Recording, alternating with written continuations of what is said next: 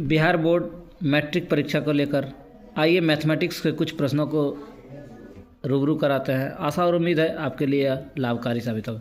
पहला प्रश्न है 0.49 को p/q के रूप में बदलना है, तो क्या क्या करेंगे उसे आराम से देखें। 0.49 पर आवर्त को यदि हटाएंगे तो क्या लिखेंगे, नीचे लिखेंगे कि 49 दोनों संख्या पर आवर्त था तो दो संख्या पर तो 9 और 9, इसका मतलब 49/99 हमारा किस ऑप्शन में था, बी ऑप्शन में था।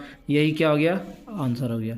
आगे क्वेश्चन है कौन अपरिमेय संख्या है, तो जिसका सही से रूट नहीं निकलेगा या p/q के फॉर्मेट में नहीं रहेगा उसे क्या बोलेंगे, अपरिमेय संख्या। तो 49 का वर्गमूल कितना होगा 7, 36 का कितना होगा 6, √27 का कितना होगा 3√3 और इसका कितना होगा 4। तो ये p/q के रूप में है, ये भी p/q के रूप में, ये भी, ये 3√3 था, 3√3 था, इसका मतलब √3 का वैल्यू कितना 1.732 होते चलेगा। तो ये p/q परिमेय संख्या के रूप में नहीं था, इसी को खोजना था। तो हमारा आंसर क्या हो जाएगा, √27।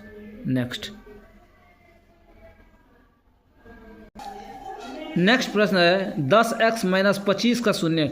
जिसका आपको शून्यक निकालना है तो हम उतना बराबर क्या लिख देंगे, 0 लिख देंगे और x का वैल्यू निकाल देंगे। 10x बराबर क्या लिख सकते हैं 25, तो x का मान कितना होगा 25/10, इसका मतलब कितना हो गया 2.5। ये इसको कटाएंगे 25, 5 दूनी 10, तो कितना हो गया 5/2। तो 5/2 मेरा किस ऑप्शन में था, ए ऑप्शन में था। यही क्या हो गया, आंसर हो गया। अथवा चारों ऑप्शन को हम पुट करेंगे, जिसका रिजल्ट 0 हो जाएगा वही क्या हो जाएगा, शून्य। नेक्स्ट प्रश्न है 3x² + 8x + 10 का घात। तो हाईएस्ट x पर पावर कितना था 2, तो इसका सही जवाब क्या हो गया 2। क्वेश्चन है कौन द्विघात समीकरण है, तो यहाँ x रूट के अंदर था, x पर पावर 2 था तो द्विघात होता, लेकिन x पर पावर इसको यदि हटाएंगे तो 1/2 हो जाएगा, तो ये द्विघात नहीं हुआ। इसमें भी इस ढंग का था तो ये भी नहीं हुआ। अब x + 1/q का करेंगे तो ये q हो जाएगा, द्विघात में नहीं होगा। इसको यदि सॉल्व करेंगे तो फाइनल रिजल्ट x पर पावर 2 के फॉर्मेट में आएगा। ये हमारा क्या हो गया, द्विघात समीकरण हो गया। नेक्स्ट प्रश्न है p और q अभाज्य संख्या है, तो p पर पावर 3 q और p² q का मौसो क्या होगा, इसका महत्तम निकालना है। तो महत्तम कैसे निकालते हैं, जो दोनों में मिलेगा, तो मिल क्या रहा था दोनों में, तो इसमें p पर पावर 3 p था, इसमें 2p था, तो 2p वाला दोनों में कॉमन हो गया। इसमें q है, इसमें q है, तो q हो गया। तो क्या हो गया p² q। चारों ऑप्शन में जिसमें p² q है तो वही क्या हो गया, आंसर हो गया। नेक्स्ट प्रश्न, आगे प्रश्न है sin 90 - θ - cos θ। sin 90 - θ क्या होता है, cos θ - cos θ, cos θ में cos θ कैंसिल हो गया तो कितना हो गया 0, आंसर। प्रश्न है a = 2 पर पावर 3 गुना 3, b बराबर 2 गुना 3 और c बराबर 3 पर पावर n गुना 5। तो बोला ABC का लघुत्तम जो है वो LCM क्या है, 2 पर पावर 3 गुना 3 पर पावर 2 गुना 5। तो बोला n का मान क्या होगा। तो LCM कैसे निकालते हैं, तो जो सब में मिलता होगा और हाईएस्ट पावर, इसमें 2 पर पावर 3 था, इसमें 2 था और इसमें 2 नहीं था। तो 2 का बात करें तो हाईएस्ट पावर कितना था 3, तो 3 लिखा हुआ था। 3 का जिक्र करें, यहाँ 3 पर पावर 1 था, यहाँ 3 पर पावर 1 है, यहाँ 3 पर पावर n है, तो यहाँ इसका लघुत्तम जो हुआ 3 पर पावर 2 था, इसका मतलब हाईएस्ट पावर कितना हुआ होगा 2, तो n का वैल्यू कितना हम कर देंगे 2 कर देंगे और गुना 5 था। तो यही हमारा क्या हो गया, आंसर हो गया। आगे प्रश्न बोला दो अपरिमेय संख्या 3 + √5 तथा 3 - √5 का गुणनफल क्या होगा। क्या बोला 3 + √5 और 3 - √5, इसका गुणनफल क्या होगा। तो गुणनफल इसका गुना करते हैं a + b × a - b, तो क्या होगा a² - b²। तो a था 3 और √5 था b, 3 का स्क्वायर 9, √5 का स्क्वायर 5, तो 9 में 5 घट गया कितना 4। अब 4 को बताना ये परिमेय के अपरिमेय, तो ये p/q के रूप में है। p/q का मतलब अंश में भी कुछ रहना चाहिए, तो कुछ नहीं था, 1 था, तो ये क्या हो गया परिमेय संख्या। तो हमारा क्या आंसर हो गया, फर्स्ट आंसर हो गया। प्रश्न है द्विघात समीकरण, इसका मूल अल्फा बीटा है, तो अल्फा प्लस बीटा हम क्या जानते हैं, अल्फा प्लस बीटा बराबर क्या होता है -b/a। अब -b का वैल्यू कितना था, तो यहाँ x के साथ -7 था, तो -7/a का वैल्यू कितना था, तो x² का गुना 6, तो 7 कितना हो गया 6। हमारा ए ऑप्शन में था, क्या करेंगे ए ऑप्शन टिक करेंगे। नेक्स्ट प्रश्न है x² + ax + b के शून्य के बराबर है। इसका मतलब था x² + ax + b का था, तो a का वैल्यू 1, b का वैल्यू a और c के जगह में कितना था b था।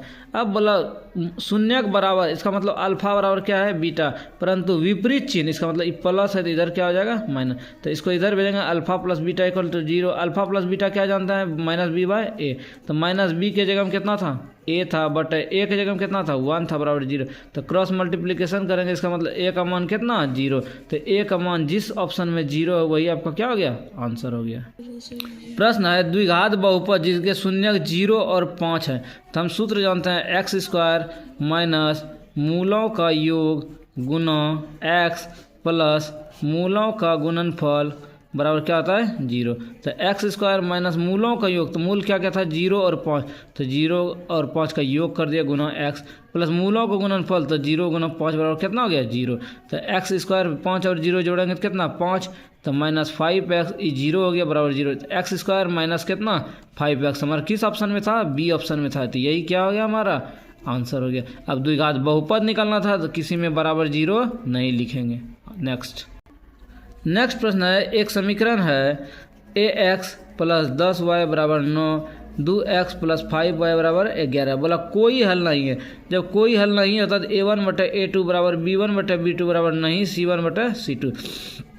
a1 का वैल्यू कितना था, तो a1 का वैल्यू कितना था a था, a रख दिया बटे a2 का वैल्यू कितना था 2 बराबर b1 का वैल्यू कितना था 10 बटे b1 का वैल्यू कितना था 5, तो 5 दूनी 10। अब क्रॉस मल्टीप्लिकेशन करेंगे तो कितना हो गया, a का वैल्यू 2 दूनी 4। किस ऑप्शन में था, डी ऑप्शन में था आंसर।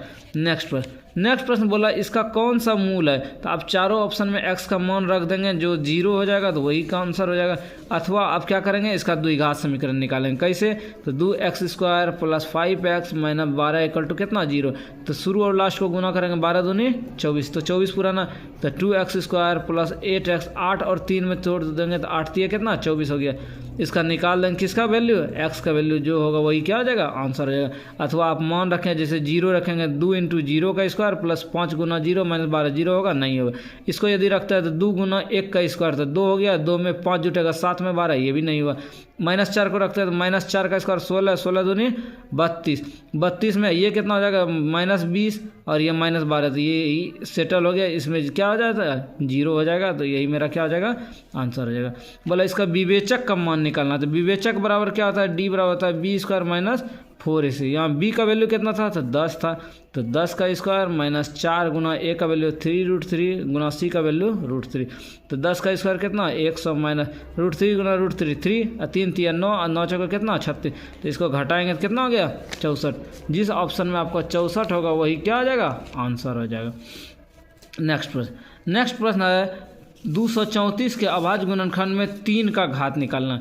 तो 234 का गुणनखंड निकालना है, 2 से खिलाए 2 का 2 17, फिर 2 से नहीं खाएगा 3 से खिलाएगा 3 3 9 3 9 27, फिर 3 से 13 3। अब नहीं खाएगा तो क्या लिखे, तो 2 गुना 3 1 2 था और गुना 13। अब क्वेश्चन था 3 का घात, तो 3 पर पावर कितना था 2, तो इसका आंसर कितना हो गया 2 था आसान सवाल।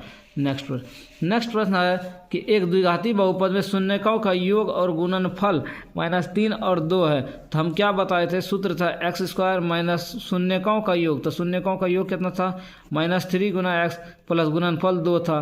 तो x square minus minus plus 3x plus 2। तो किस ऑप्शन में था x square plus 3x plus 2। तो आपका किस ऑप्शन में है, पहला ऑप्शन में, यही आपका क्या हो गया आंसर हो गया। नेक्स्ट प्रश्न है एक घात वाला बहुपद क्या कहलाता है। एक घात वाला बहुपद क्या कहलाता है, रैखिक बहुपद कहलाता है। नेक्स्ट प्रश्न बोला त्रिघात बहुपद का व्यापक रूप। तो त्रिघात बहुपद का क्या होगा, ax पर power 3 plus bx square plus cx plus d equal to 0 answer. मिलेंगे नेक्स्ट वीडियो में कुछ और प्रश्नों के साथ, तब तक हमारे साथ बने रहें, धन्यवाद।